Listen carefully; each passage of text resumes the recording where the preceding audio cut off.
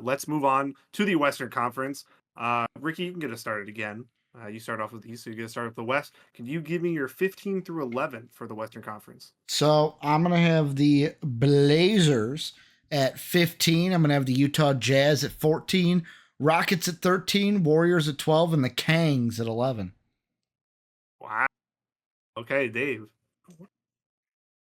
That take was so spicy. Jake's camera had a heart anymore. attack. I have the Blazers at 15, the Jazz at 14, the Spurs at 13, the Clippers at 12, and the Warriors at 11. Wow, so we're gonna have some. This is why I saved the West for a second, because the West is a little bit more spicy. At 15, I have the Utah Jazz. At 14, I have the Portland Trail Blazers. 13, the San Antonio Spurs. 12, the Golden State Warriors, and 11, the Houston Rockets. So let's start with Ricky. You have the Kings missing the play-in. Give me your thoughts on their season then. So I'm just gonna say this. Can we pause this take until we get to the next section? Okay. It's not because of the Kings. It's about someone I have in the play-in. Okay, that's fine. That's fine. Dave, we'll go to one of your teams. Actually, let's start. We all, again, if you didn't check out our teams video, check that out because we talked about these teams a lot more. So we all have. No, we don't. The bottom three is the bottom three, right? No, it's not. So the bottom two is the bottom two: the Portland Trail Blazers and Utah Jazz. We talked about them a ton, so go check out that team's video. That was two of the teams that we actually touched on majorly. Do we all have the Warriors missing out? We all have the Warriors missing out. So let's start with the Golden State Warriors. Dave, give me your thoughts on the Warriors, and I guess I'll give me your thoughts, and then I'll ask you a follow-up question. They're Steph Curry spraying away from being like as bad or worse than the Blazers. That's when your entire team is predicated. I mean, again, he's the greatest point guard of all time. He's the greatest shooter of all time, but he is someone who misses time consistently, and you have to factor that in. They don't have a backup plan for him. Podziemski's good, but he's not anywhere close to anywhere as functional as far as the system needs. And again, they made some nice moves to linger in the Western Conference. They're lingering. They're not falling off completely. Linger. Lingerers. I had to. I was quoting a movie. I just think that there is a time to move on, and this is like the Kobe year where it's like, yeah, we probably should have rebuilt. We probably could have done this differently, but you're gonna continue to pay him. You're gonna continue to pay Draymond because that's the choice you made. So they're not good enough to win a championship. They're not good enough, in my opinion, to make it to the playoffs even. Kuminga's going to have to take a massive jump, and if that happens, they still don't want to pay him, so it doesn't matter. Like, it just... Yeah. Moody got some money basically by being buried on the roster for several years now. That's their plan, bro. Everyone hates the fact that that's happened, so I don't know. I feel like this team is going to either blow it up or miss out on the playoffs. My question was going to be to you: is in your opinion, when we get to the deadline, are they going to be a selling team? Yeah, they're selling. So you think Kuminga could be moved? I do. Actually, I think that there's a chance. Yeah. I think Kuminga could get moved. I think Wiggins could get moved. I think Draymond might get moved. I think that honestly, like the whole everybody but Steph might be up for grabs kind of situation. It's him and Podziemski maybe, or him, Podziemski, and Moody. So. I was gonna say they wouldn't trade Pods for Lowry, so it must be. Yeah, it's gonna be interesting. The Warriors are your team. They're your boys. Steph is your boy. Draymond's your boy. So I guess what has to go right for them to prove us three wrong, I guess, and get into the play-in this year? Someone's gonna have to step up and be Clay. Old Clay. Yeah. And I don't know if that I'll say this, and this kind of gives something away on one of my awards, but there was a certain award that I was looking at, and Kuminga was one of the players I was thinking of, and I ended up not choosing him because I was like, is he going to have a step-up season to win said award? And I just couldn't for sure. Most valuable player season, right? No, MVP Kuminga. I can't remember if it was six man or most improved, but it was like, I'm sitting there and I'm thinking, I'm like, that's the guy I chose in Kuminga, and I'm like, going back and forth. I'm like, I can't put my money on Kuminga. Listen, it had to be MIP, and you definitely chose the wrong player just because I looked at your awards. But I thought we were gonna look, man. I thought we were gonna look. Doesn't believe in you. I think that. it's hard to imagine he gets the reps to do it. Yeah, that's my only thought. Agreed. Yeah, Kuminga's Sixer by February. We'll get that would be great. Could also be both. Let's just get off our playing teams because then we all have the same teams in the top 6. So this will open up conversation for these bottom teams. Dave, give me your 10 through 7. You're playing West. At 10, I've got the Houston Rockets. 9, I got the Pelicans. 8, I got the Kings. And 7, it's the Lakers. Ricky. Number 10, I got the Spurs. Number 9, I got the Lakers. Number 8, the Pelicans. And 7, the Clippers. At number 10, I have the Los Angeles Clippers. At number 9, I have the Los Angeles Lakers. At number 8, I have the New Orleans Pelicans. And at number 7, I have the Sacramento Kings. All right, let's start off with the Spurs. Down the weed. No, remember I said the ceiling, the absolute ceiling is a play-in. I look at all of the teams below them, and I go, you know what? If Wemby takes a step like we think he's going to have, the veterans that they've added, like this team coached by Pop, they could sneak into the 10th seed. Wemby could carry them to the 10th seed. Warriors take a step back. The Kings, are they going to shoot threes this year? They're already having problems with it. You got to shoot threes to win in this league. Your own mic muted you there. That was great. Well, no. It muted me for you guys. I'm the one recording, so it shows up over here. But like the Blazers, the Jazz, the Rocket, like I just don't believe in any of those teams. If Wemby gets them to a 10 seed, he is the most valuable player. He's the most improved player. He's the defensive player of the year. I don't think it has to go that far. Well, we know MVP's rigged. No, I'm saying that. No. He's not winning MVP because it's rigged. All 3 of those awards are him. Yeah, they'll probably give it to Jokic because now it'll be Shea or Giannis because we got to give Giannis another one. Like Shea. Let's not develop this into a MVP conversation. We're going to do that. But I'm just saying, I think the Spurs take a step up, and I'm going with the ceiling because the ceiling is the roof. I just think, listen, we talked about if everything goes right, they could be. There's not a world for me where they're better than the Clippers and the Rockets. Well, they're not better than the Clippers. Okay. I have the Clippers at 7. Okay. Yeah. Okay, there's not a world where they're better than the Clippers, Rockets, or Kings in my head. The Kings might take a step back this year. And DeMar might not be the saving grace we think it is. No, for the regular season, I think it will be. They literally have 2 of the most clutch players in the league now in De'Aaron Fox and DeMar DeRozan. So if they are in a close game, I'm putting my money on the Kings every time. Fourth quarter Kings bets are going to be great. Fourth quarter Kings bets are going to be DeMar's coming for that clutch player of the year. I mean, they traded it off, basically. It's just like in transition, they're going to be great because they have De'Aaron Fox, obviously. And then they get stagnant in the half court. They have DeMar DeRozan, who has proven in the regular season, #in the regular season, that he is a half court monster. And killing teams. So defensively, they'll have their issues, but I just don't know who's going to be able to stop them defensively, right? Like on the other end of the court. So I think the Kings will be in the play-in. I think the back end of the West has some of the biggest what ifs because the Clippers are an interesting team, right?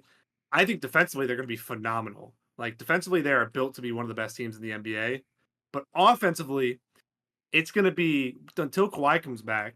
It's going to be what can Harden create for other people and how many shots can Norm Powell get up and make. It's basically their offense, right? Because Zubac is going to get a lot of stuff created, but how effective can he be out of the short roll, passing to the weak side, making good lead passes for cuts like Derek Jones Jr. from the corner? It's just going to be interesting to see. I have them in the play-in. Ricky has them in the play-in. I've got them at 12. You do not. You do not. So I guess why do you have them at 12 is the question. Kawhi Leonard's not coming back. And even if he does come back, but James Harden can get them to the play-in. I don't think. I genuinely think the other teams are better. I think that counting on DJJ and Batum as your wing, defenders out there, it's asking a lot. I think that we're hoping Jordan Miller takes a step. Terrence Mann could take a step. We're hoping. Oh my God, I can't even remember the third guy. That's where this team's at right now. Is the fact that we are digging for answers in a pile of Not guys who are expected to win you. What are we gonna guess? 45 wins to get into the playoffs in the West? Yeah, somewhere around there. That team to me is not winning 45 games. That team last to me year took 46. Yeah, so this team as built today, I would guess somewhere between 38 and 42. I think that if Kawhi gives you 20 games in the regular season, that's probably what I would put them at. I don't know how many games he'll give. Like, no, you're not wrong. The more time passes, the more stuff comes out about like now it's like, oh, here's how he show up at the Olympics. He had the limp already. He's been I'm not saying any of that is true because I don't know. I wasn't. No, it is true. I mean, Windhorst said it, so it's true. But the point is just like, how many years are we going to put ourselves into the same conversation? And this comes from a Bulls fan who has to delude themselves every single year. Let me give you the stat. It's James Harden. He's never missed the playoffs. Mm-hmm. Yeah. He's not going to miss it this year, I don't think. The only issue is was it 2021, 22 or 2021? Was it 21, 22 where the Nets team was depleted except for Harden? Yeah. That was the one where they made the play in. It was 2021. 2021 was that year. So 21, 22. No, 2020, 2021. Okay. That was, and they finished second in the East. One game back of your Sixers. The reason I can remember is they had that's when, remember, like the first like section of fans were cut out. Yeah, that was I can remember watching him during that, where he was literally the best player in the NBA for like a 2-month span almost, and was like MVP. And then again, it got too much, right? Because that team was that team was worse than this Clippers team though. That team was so bad outside of Kyrie and KD. They were so bad. We're asking an older James Harden to carry even harder than he has had to. That's all. Yeah. I don't know. Maybe I buy into maybe it's me. I'm not going to bet against him not to make the playoffs until he doesn't. You know what I mean? Sure. But just because he is such an offensive force, even at his older age now. I am the system. He still is the system. But I find it ironic. The Kawhi stuff is worrying, though. I know that Retro downplays it and all that, though. But the fact that he wasn't shut down and the Clippers were like, no, you're not going to the Olympics. You're literally limping after your surgery. Yeah. Is kind of concerning. And that probably has long-term ramifications. That's why, like, even Embiid, the whole thing, I'm not playing back-to-backs. I'm glad that he's self-aware at this point. That he's like, I tried. I literally can't. So, yeah. The Clippers are what if Harden stays healthy, I think they're in the play-in. But I do think this, like, the 9, 10, 11 for me, the Lakers, Clippers, Rockets, I think there's like 3 games in that. I think there's like 3 games in switching them. I don't see much separation. Like there's easily a world where the Rockets are in the play-in. I don't have anything against that. I just put them a little bit out just because they're still pretty young and they still have their bench is still they have a lot of talent.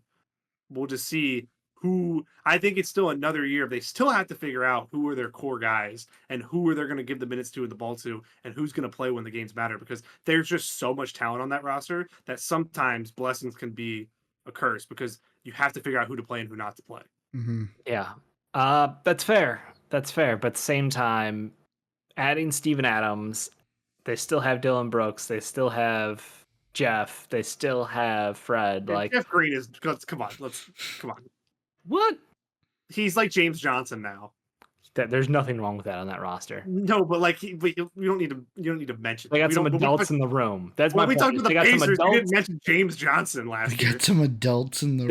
They had to hire James Johnson to be an enforcer, and that man. I know after the Giannis thing. After the Giannis took the ball. I love it. But no, I mean my point is like they added another vet in Steven Adams, who's a perfect backup big for them. Like, and again, even Londale came off of a really good Olympic run. He finished the season well for them. So like they have good depth at all positions. And again, depth at positions is what makes the top teams great. And I think that's what they're doing well. Like when I look at the Celtics and I look at the Knicks, I look at the Pacers, we gush about the fact that like the Knicks up until this past year when they traded, some guts away, were a super deep team. The Celtics super deep, the Pacers super deep. Like we'll get to the Thunder eventually, but super deep. The point is just, I feel like they've got the right pieces. You're right. They might need to sift things through and see what lineups are going to work for them, what kind of pairings they're going to go with. Obviously not like full hockey line shifts, but like we're going to see something similar to that from Ime this year.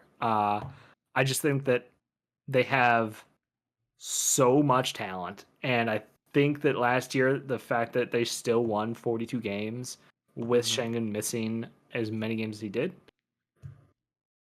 I think they can notch on another 5 and make a playoff run. I think they did not get worse, because who'd they lose? Yeah, and again, it's not like I'm not saying they get worse. Yeah. It'll just be listen. My thoughts might be higher on this team, just delusion. If Fred VanVleet wasn't a thing and Reed Shepherd was getting those first team minutes, because okay, no, that does not make them better. Listen. I like Reed Shepherd as much as the next guy. I am full in on the delusion to how good he's going to be, except for that stupid mustache that he has right now. You just need to cut that thing off and get rid of it. But yeah, the Rockets will be a good team. They'll be better than last year. It's like, even if I have them missing out on the plan, they could win 45 games and miss out on the plan. That's how contested it is in the West. So it's not me saying anything about they're bad or anything like that. You guys got any final thoughts on the plan and the teams missing out before we move on to the top 6? Lakers are inevitable. Pelicans, even without figuring their out, are still so talented. We're just putting them in. Yep. I think that's hilarious. We made a big deal about we're gonna play hero ball. We don't know what to do with Brandon Ingram. They did just sign an extension for Trey Murphy, so I don't have to hear any shenanigans about him being traded somewhere. Just wait till next offseason, baby. We'll be back. Sure. He's a core piece. He's so good. But it doesn't matter because it's look, DeJounte, CJ, Zion, and BI together with Trey Murphy, Herb Jones. You got Jose Alvarado. It just goes. And yes, they don't have a true center. Figure it out. It doesn't matter. They're still so talented. They're going to win games. That's why everybody has them still up here. All right, let's move into our top 6 in the West. Ricky, get us started with your top 6. Number 6, I got the Dallas Mavericks. Number 5, the Phoenix Suns. Number 4, the Memphis Ja Morants. Number 3, the Minnesota Timberwolves. The Denver Nuggets at 2, and the OKC Thunder at 1. Dave. Okay. Sure. At 6, I've also got the Denver Nuggets. At 5, I've got the Mavs. At 4, I've got the Suns. 3, Memphis Grizzlies. 2, Timberwolves. 1, Thunder. All right, yeah. At number 6, I have the Memphis Grizzlies. At number 5, I have the Dallas Mavericks. At number 4, I have the Phoenix Suns. At number 3, I have the Denver Nuggets. At number 2, Minnesota Timberwolves. And at number 1, the Oklahoma City Thunder. There's not massive disagreements here. I think the biggest disagreement is that you guys have the Grizzlies at 3, Nuggets at 6. I have the Grizzlies at 4. At the 4, I have the reverse of the Nuggets at 3. Grizzlies I can't say the Grizzlies apparently tonight. Grizzlies at 6. The Grizzlies. We did speak about the Grizzlies quite a bit in the 1 through 10. Let's focus a little bit more on the Denver Nuggets. I'm going to start this one because I'm the one who's high on them, which is hilarious. What? I have them at 2. Wait, do you? Did I mishear you? No, Dave said also at 6. I got the Nuggets at I misheard. 2. Okay, I misheard. Ricky, you're the highest of the Nuggets. So has their downfall been greatly exaggerated? Is my question. I just think they're going to be pissed off this year. Yeah. I think the way last year ended, they're just going to be pissed off and ready to go. It is just going to be all the Thunder are good enough to still be the 1, but everybody else, I just think the Nuggets are going to be playing pissed off basketball. Especially, I can't wait for those Wolves games. No Cat, Randall instead, and a pissed off Nugget team for those games. Sign me up. Yeah. Dave, you got thoughts on the Nuggets? I know you're gonna hate. They didn't get better. You lock down your core by paying a lot of money for Jamal Murray and hoping he's the player he used to be. You're paying a lot of money to have Aaron Gordon be a fit piece for you, in a system that is his best fit in the NBA probably still, and he's therefore more valuable to you than anyone else in the league. So that was an overpay in my opinion as well. MPJ, everyone already screamed overpay at. So I think that you're asking Jokic to carry a lot, and yes, he's been consistently good, and he doesn't lose many games. So me having them at 6 is I think you're betting on something to go wrong. You're betting on something to go wrong. I think at some point there's going to be a fall off, and their bench has gotten thinner and thinner and thinner, and they've failed to address it. So yeah, Julian Struthers had a great preseason. Good luck, Christian Brown, Julian. but Well, this isn't They got no gaslighting. 3-4-5s. I'm sorry. They potentially don't have a backup point guard. They got holes everywhere compared to every other team on this list. You're hoping to turn back the clock. I say them and the Suns both have holes on their bench. The Suns just got have more no holes. but the Suns have more top end talent, is what I'm saying. Suns don't have guard holes. They definitely have guard Monte holes. Morris. I'm not. Yeah, see and- that I'm not a believer in Monte Morris. I watched him last year, and I don't think that he has much left. And Jones. Jones. Trey Yeah, Jones? Jones is going to start. Tyus Jones. Tyus Jones is going to start. Yeah. Yeah, Trey. If it was Trey Jones, that'd be a hole. That'd be Tyus Jones is going to start. But on the Nuggets, no gaslighting. But Jokic is supposedly the best center in the league, the best player in the league. Supposedly, he should be able to carry this team to the 3 seed. I think. Oh, okay. So we're spinning narratives. Got it, pity MVP. I'm not spinning anything. All I'm saying is, and you're right, Jokic doesn't lose many games. The reason I have them at 3 is simply because Nikola Jokic is there. And I also think that Jamal Murray probably has a better year than he did last year, because I think he was horrendous last year. And I'm a big Jamal Murray fan. I think Aaron Gordon has a bounce back year this year. I think the outcast in this team. What about broken back? Oh, you just said pretty good last year. I was going to say, what about broken back? The you can't come up with a nickname and then stop using it, Jake. Michael Porter Jr. is a worry to me. That's his name when you say it. He's talking. I just think MPJ, I think he's still a talented player, but that contract is disgusting, right? Because I don't know. And I guess early on in his career, we thought maybe his offensive game would develop a little bit more, like in terms of creativity off the dribble, being able to become a better on-ball player, but really that hasn't come. So really he's strictly an off-ball guy now. And with his broke back, I don't know. I didn't mean broke it like back Porter. Broke back Porter. Someone Photoshop it. Playing in Denver. I'm just saying. Yeah, that's crazy. Someone protect the horses. Crazy. That's crazy. My worry is him. But we'll see. I'm a huge Julian Strawther fan, so I think he's gonna have a great year. But Christian Brown, him as a starter the whole season is gonna be.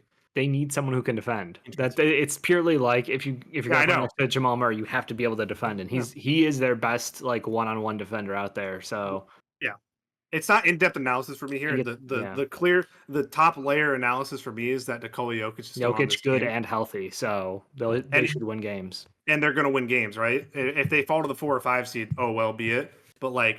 It's still Nikola Jokic. It's still Jamal Murray. It's still Aaron Gordon. Jamal Murray and Aaron Gordon are 2 of my favorite players in the entire league. So I love both of them. If they both have even like 50% bounce back years, they should be a top 4 seed, barring on health, obviously. Dave disagrees, but I think the front office. Oh, they did mess up. Missed their window. They didn't miss their window. They won a title. No, I'm saying like they could have kept going and building the roster and building the team. But they were like so bought in on the talent that they had already. And they had like these weird project picks in the draft that got wasted. And we saw guys get taken after that could have helped this team out and would have played legitimate minutes. And I think that's my frustration. The only guy that we didn't mention on the roster is Russell Westbrook. Mm-hmm. Yeah. Like, what is he going to be is the question. Smaller Aaron Gordon.